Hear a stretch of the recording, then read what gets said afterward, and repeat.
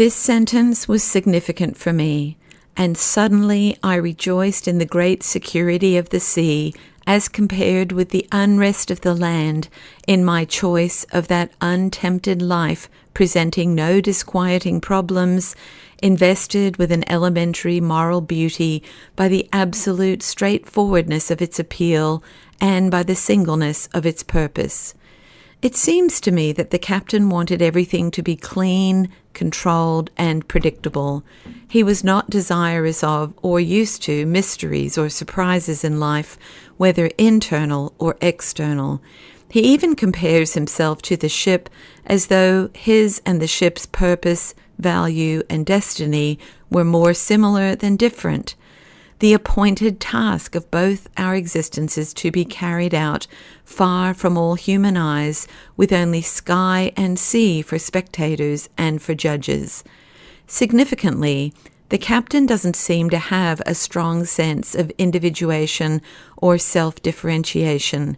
He grabs almost immediately onto Leggett as his double, even though they just met, later utilizing the descriptors secret self, second self, secret partnership, feeling of being in two places at once, secret double, as if the ship had two captains, my other self, and finally the secret sharer.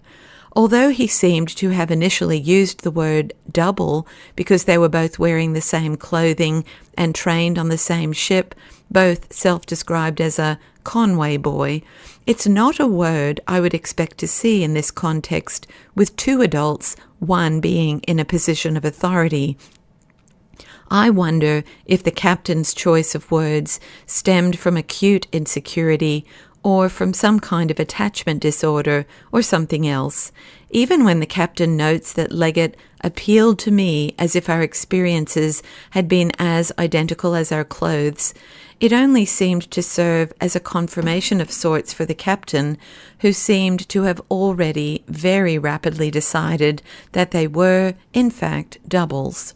Also, the captain too quickly overshared things with Leggett that he should have kept to himself. For example, I didn't know either the ship or the people. The captain was too insecure and inexperienced to have developed and practiced clear boundaries in his life. Possibly his bosses released him into this position of leadership too early and with too little training. He would have benefited from hands-on mentoring for sure. A lot of healthy practices and wise habits in life are better caught than taught. The captain immediately gave away his internal angst and stress by snapping at the steward and treating him differently. The steward clearly noticed it and changed his behavior accordingly, carefully tiptoeing around the captain.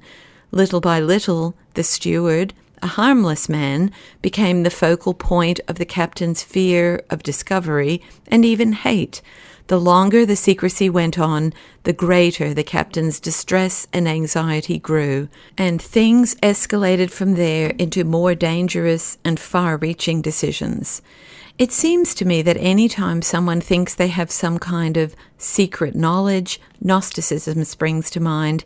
It creates a culture of distrust and superiority and becomes a breeding ground for naivete. It's hard to believe the stuff people fall for, including cults and conspiracy theories and clever concoctions and even church fads, but there's always this claim to secret knowledge in there somewhere. If the captain had felt more secure in his relationship with the crew, he would have leaned on them appropriately, including asking for their input regularly. Seeking guidance from teammates and leveraging the expertise of others is really important. It reminded me of a large corporation I worked at many years ago, during which time the CEO famously started having weekly meetings with mixed groups of employees from every division and rank, following a disastrous product failure which all of the lower-level employees, but none of the executives knew and understood that that particular product was not going to work. In an attempt to avoid future calamities and financial losses, the CEO would ask each one in these meetings, What do you notice, and what do you think we should do? I am thankful for this lesson I observed and received while still in my 20s. It's influenced me greatly over the years and reminds me to quickly acknowledge I don't know and ask for collaborative wisdom frequently. I think that the captain's boredom and loneliness blindsided him into accepting a situation as normal that should have set off all kinds of alarm bells for him. His not knowing himself and being full of easily perceived raw insecurities made him an easy target to be manipulated with barely any coercion or pressure at all. His feelings of inadequacy led to his unraveling. He simply copied the person before him, move by move, emotion by emotion, and gradually slid into an unsound state that he would not have rationally chosen. Because of his insecurities and lack of understanding about himself, and by extension others, the captain tends to assume that others saw, knew, or understood things better than he did. For example, what could I tell him he did not know already? Leggett realizes this and uses it to his advantage when manipulating the captain to take a particular course that was far from normal or wise. Leggett strokes the captain's fragile ego by saying, "It's a great satisfaction to have got somebody to understand. You seem to have been there on purpose. It's very wonderful." It's interesting that the captain describes himself as being almost the youngest person on the ship, and yet he notes that it is only the young who are ever confronted by such clear issues when referring to the apparent dilemma Leggett faces. To let go this ladder and go on swimming till I sink from exhaustion, or to come on board here. I think that the captain's anxiety could have been greatly lessened by realizing that in life there are almost never only two options, including the aforementioned false dilemma. Often the two choices that present themselves most readily tend towards one extreme or another, and it would have been worthwhile for the captain to give some time and effort to pondering other possibilities. The most important counsel I would offer would be to bring everything into the light.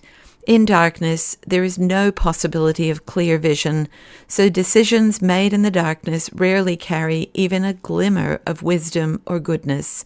Even if the captain had already started down a pathway of hiding, I would have counseled him to swallow his pride, admit that he had made an error of judgment, correct his course, and bring everything, including Leggett, out into the open. It's significant that the story ends with a reference to Erebus, the personification of darkness in Greek mythology. Abundant life happens in the light. It's important to have a safe place to relax and vent frustrations. It definitely helps when there's no overlap at all with other relationships. I can see some benefit in that, and those kinds of relationships are rare treasures. But I do struggle to see any good fruit coming from private relationships, when private means that others do not know of the existence of the relationship as it would be perceived if a third party was present and fully aware of all written, spoken, and nonverbal communications and other ways of relating.